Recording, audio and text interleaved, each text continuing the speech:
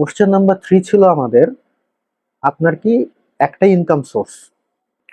আপনি যে উপার্জন করছেন, আপনার উপার্জনের উৎস কি একটাই? যদি একটাই হয়ে থাকে, তাহলে এটা আনডাউটলি আপনি ফাইন্যান্সিয়ালি ঝুঁকিতে আছেন।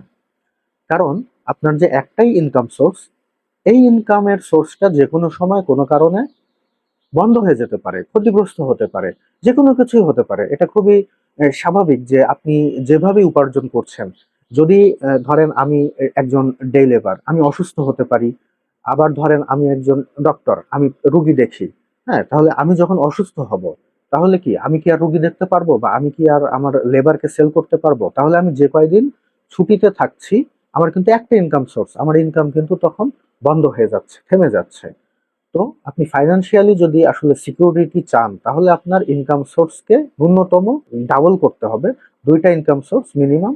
এর থেকে যত বেশি হয় এটা তো আরো ভালো। তো আরো যদি সুযোগ থাকে আপনার প্যাসিভ ইনকামের, প্যাসিভ ইনকাম করতে পারলে আপনি আরো বেশি সিকিউর থাকবেন।